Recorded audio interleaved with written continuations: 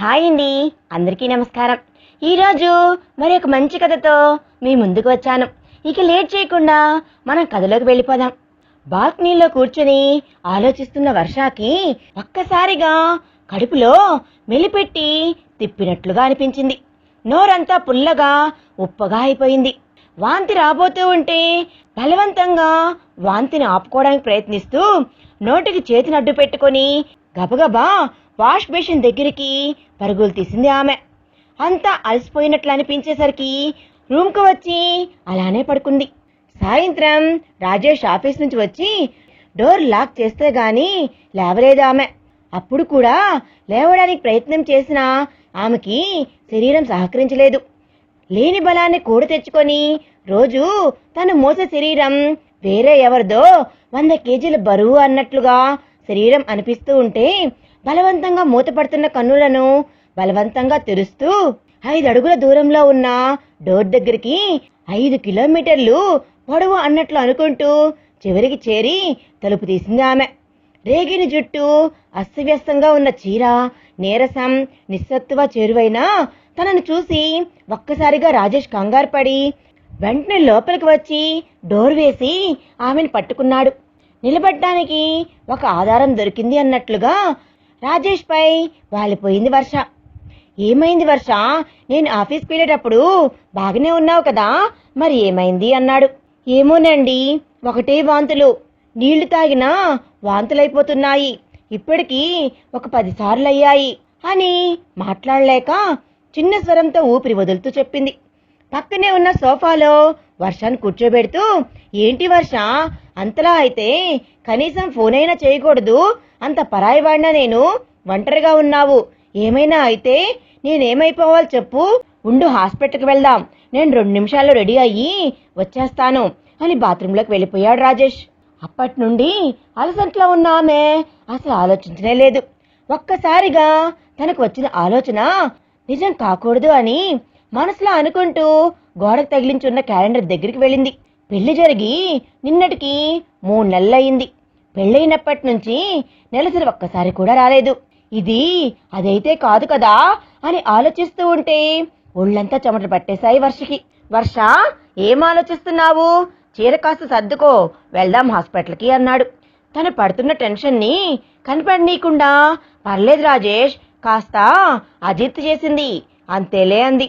ఆమెను మాట్లాడనీయకుండా నోటి ముందు తన చెయ్యిని అడ్డుపెట్టి చాలే పదా అని అన్నాడు. ఆమె చేతిని పక్కకు జరిపి, ప్లీజ్ రాజేష్, చెప్తే ఎందుకు వినవు అంటూ సోఫాలో కూర్చుంది. మెల్లిగా తన పక్కన కూర్చుని, ప్లీజ్ నా కోసం, నీకేమన్నా అయితే నేను తట్టుకోలేని వర్ష, నీకు ఏం కాకుండా చూసుకుంటానని చర్చిలో ప్రామిస్ చేసి మరీ పెళ్లి చేసుకున్నాను, ఇప్పుడు నువ్వు ఇలా అంటే అని చిన్నబుచ్చుకున్నాడు రాజేష్. ఏం చెయ్యాలో అర్థమే కాలేదు వర్షకి. సరే అని పక్కకు ఉన్న రాజేష్ మాటి మాటికి అడుగుతూ ఉంటే వెళ్ళక తప్పలేదు హాస్పిటల్కి. ఎందుకైనా మంచిది అని తన స్నేహితురాలమ్మ డాక్టర్ కాబట్టి తన దగ్గరికి వెళ్ళాలి అని నిశ్చయించుకుంది వర్ష. డాక్టర్ అన్ని టెస్టులు రాసి వాళ్ళిద్దరిని కాసేపు బయట కూర్చోమని చెప్పారు. రాజేష్కు ఫోన్ రాగానే తను నేను ఇప్పుడే వస్తాను అని బయటకు వెళ్లి ఫోన్లో మాట్లాడుతూ ఉన్నాడు. పక్కనే ఉన్న చైర్లో కూర్చుని ఉన్న వర్షకి డాక్టర్ పిలుస్తున్నారు అని వచ్చి చెప్పింది నర్స్. ఫోన్లో మాట్లాడుతున్న తనని డిస్టర్బ్ చేయడం ఎందుకు అని, అంతేకాక నిజమేంటో ముందు తనకు తెలియకపోవడమే మంచిది అని వర్ష ఒక్కతే లోపలికి వెళ్ళింది. స్నేహితురాలి అమ్మ కాబట్టి వర్షాన్ని ఆప్యాయంగా పలకరించి కూర్చోమని చెప్పింది. సారీ అమ్మా, ఏమీ అనుకోకు, వర్క్ బిజీ వల్ల నీ పెళ్లికి నేను రాలేకపోయాను. ఎనీవే కంగ్రాచులేషన్స్, త్వరలోనే నన్ను అమ్మమ్మని చేయబోతున్నావు అని అన్నారు డాక్టర్. అది విన్న వర్ష ఒక్కసారిగా నో అని పెద్దగా అరిచింది. వాట్ హ్యాపెన్ వర్ష, ఏమైంది? అందరూ తల్లి అవుతున్నావని చెప్తే ఎంతగానో సంతోషిస్తారు, నువ్వెందుకు ఇలా నో అని అరుస్తున్నావు అని అన్నారు డాక్టర్. ఆంటీ, నాకు ఈ ప్రెగ్నెన్సీ వద్దు, దయచేసి నాకు ఈ ప్రెగ్నెన్సీని తీసేయండి అని ఏడుస్తూ కూర్చుండిపోయింది వర్ష. వాట్ హ్యాపెన్ వర్ష, అసలు ఏమైంది, నాకు విషయం ఏంటో చెప్పు అంది. వర్ష మౌనాన్ని చూసి కాసేపు ఆగి, సాయంత్రం నువ్వు ఇంటికి రా, నీతో కొంచెం మాట్లాడాలి అని చెప్పింది డాక్టర్. నీ మౌనం నాకు అర్థమైంది, మీ ఫ్రెండ్ కూడా యుఎస్ నుంచి నిన్నే వచ్చింది. తనని కలవడానికైనా రావాలి కదా అని అంది. వర్ష కూడా ఏం చేయాలో అర్థం కాని స్థితిలో ఉంది. అందుకే ఇంటికి వెళ్ళడమే మంచిది అనిపించింది. నేను సాయంత్రం వస్తాను, కానీ నేను ప్రెగ్నెంట్ అనే విషయం మా ఆయనకి దయచేసి ఇప్పుడు చెప్పకండి అంది. ఏదో చాలా పెద్ద విషయమే అయి ఉండొచ్చు అని డాక్టర్ మనసులో అనుకుంటూ సరే అని చెప్పింది. వర్ష చెకప్ చేయించుకొని రాజేష్తో ఇంటికి వెళ్ళిపోయింది. ఆంటీ అని అంది. హాయ్ వర్ష, వచ్చావా? నీ ఫ్రెండ్ పైనుంది, తన గదిలో ఉంది.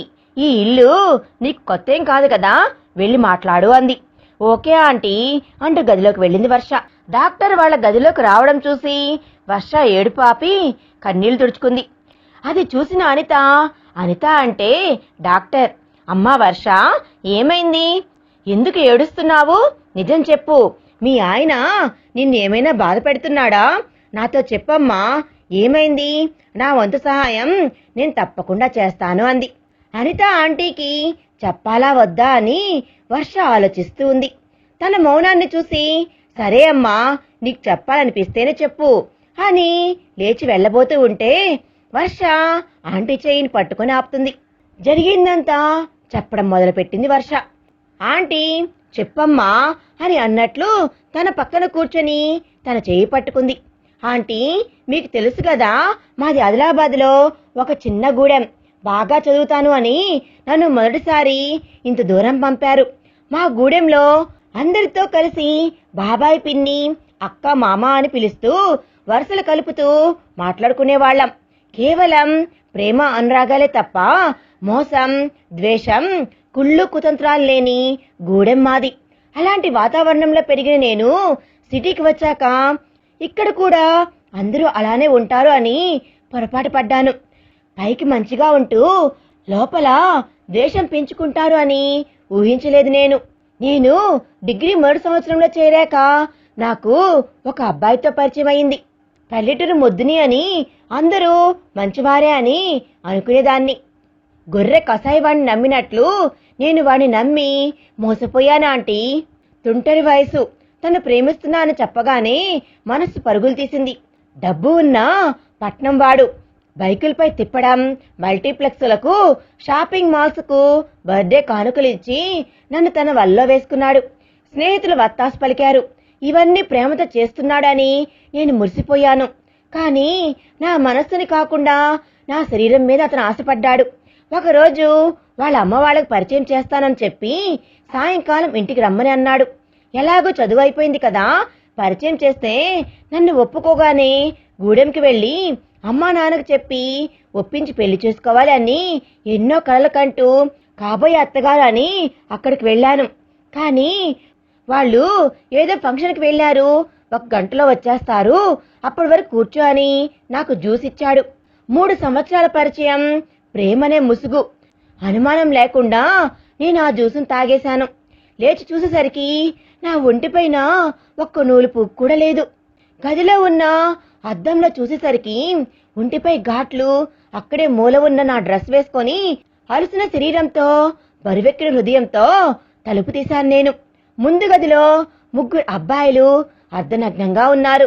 ఎందుకు ఇలా చేశావని అతను నిలదీస్తే, నిన్ను పెళ్లి చేసుకుంటా అని ఎలా అనుకున్నావు అని ఎగతాళిగా చూశాడు.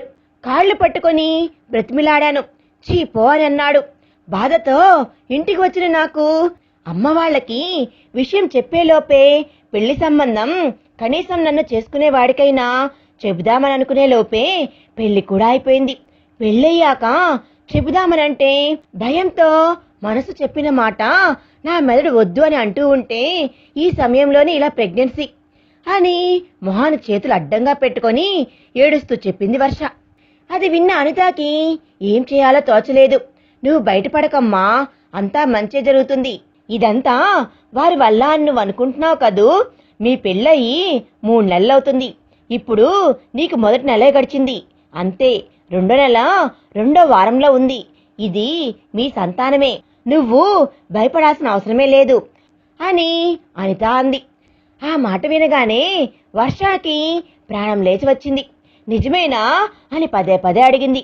నా కడుపులో ఆ దుర్మార్గ రూపం ఊపిరి పోసుకుంటుంది అని భయపడిపోయాను. Thanks madam.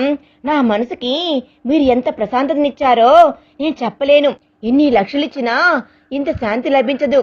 డబ్బుతో కొనలేని అమూల్యమైన వాటిలో ఇది కూడా ఒకటి. ఇక నేను వెళ్ళి వస్తాను ఆంటీ. మార్కెట్ కని చెప్పి వచ్చాను. లేట్ అయితే కంగారు పడతారు. ముందుగా వెళ్ళి ఆయన తండ్రి కాబోతున్నారు అని చెప్పాలి అని ఆశీర్వాదం తీసుకొని చిరునవ్వుతో ఇంటికి బయలుదేరింది వర్ష. వర్ష స్నేహితురాలు వాళ్ళ అమ్మతో, అమ్మా తనతో అలా ఎందుకు చెప్పావు అంది. ఒక్క వారం తేడాతో చెప్పాను. తనకు వచ్చిన ప్రెగ్నెన్సీ పెళ్లికి వారం రోజుల క్రితం జరిగిన అనర్థం వలన వచ్చిందా లేక ఆయన భర్త వలన అనేది తెలుసుకోవడం చాలా కష్టం. అది తెలుసుకునే ప్రయత్నంలో భార్యాభర్తల మధ్య ఇబ్బందులు ఎదురయ్యే అవకాశం చాలా ఉంది. ముందే తను చాలా డిప్రెషన్ లో ఉంది. ఇలాంటి సమయంలో ఆ నీచుల వలన అని తెలిసినా తనను తాను నిజం దాచినందుకు చదువుకోమని పంపితే ప్రేమ పేరుతో ఒకరి వద్ద మోసపోయి తన కన్నవారిని మోసం చేశా అని ఆలోచనలో పడిపోయి ఎంతైనా అనర్థానికి ఆమె పాల్పడే అవకాశం ఉంది. తన భర్తతో ఇక ఉండలేను అని పుట్టింటికి వెళ్ళినా ఈ విషయం బయటకు వెళ్తే ఈ సమాజం తప్పు తనది కాకున్నా తనని సూటిపోటి మాటలతో హింసిస్తూ బ్రతకనివ్వదు. అందుకే ఇలా చేశాను. దీనివలన తనకు అయ్యే నష్టం కన్నా మంచి ఎక్కువ అని నా అభిప్రాయం అన్నారు. ఒక డాక్టర్గా, ఒక సైకాలజిస్ట్గా నేను నా జీవిత కాలంలో చాలా మంది అమ్మాయిలను చూశాను. కొందరు వాళ్ళ బాయ్ ఫ్రెండ్స్తో డేటింగ్లకు వెళ్ళడం, కొందరు ప్రేమ అనే ముసుగులో తప్పులు చేసి తర్వాత అది ప్రేమ కాదు అని తెలిసిపోవడం, లీవింగ్ రిలేషన్ అని అనేక వింత పేర్లతో జీవితం నాశనం చేసుకుంటున్నారు. యవ్వనం ఒక వరం, దాన్ని ఈ విధంగా వ్యర్థం చేసుకుంటూ ఉన్నారు. వారు ఏం కోల్పోతున్నారో వారికి అర్థమయ్యేలోపు ఆ కాలం చేజారిపోతుంది వాళ్ళకి. 2 రోజుల క్రితం ఒక అమ్మాయి హాస్పిటల్కి వచ్చింది. తన హాస్టల్లో ఉండి చదువుకుంటుంది. అమ్మ వాళ్ళకి తెలియకుండా ఒక అబ్బాయితో పారిపోయింది.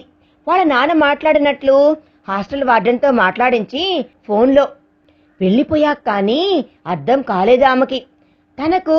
తను ప్రేమించింది మనసుని కాదు, శరీరంని అని. అంతేకాదు ఎలా అయినా బ్రతకొచ్చు ప్రేమించిన వాడు ఉంటే అని వెళ్ళింది. ఇల్లు చక్కబెట్టం అంటే మాటలు కాదు అని అర్థమైంది.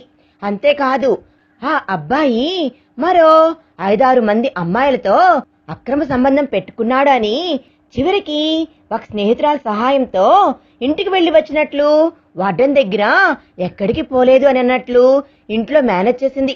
కానీ చేసిన పాపం ఎక్కడ పోతుంది? ప్రెగ్నెన్సీ రూపంలో బయటపడింది. మీరే సహాయం చెయ్యాలి అని నా కాళ్ళ మీద పడి ఏడ్చింది. ఇలాంటివి కొన్ని వందల కేసులు రోజు వస్తూనే ఉంటాయి అని గుండె భారం అవుతూ ఉంది.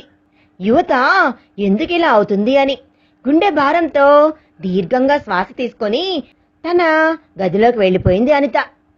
మరి ఈ కథ నచ్చితే లైక్ చేసి మీ విలువైన అభిప్రాయాన్ని కామెంట్ రూపంలో తప్పకుండా తెలియజేయండి. కొత్త వారు మన ఛానల్ చూస్తున్నట్లయితే ప్లీజ్ సబ్స్క్రైబ్ చేసుకోండి. Thanks for watching.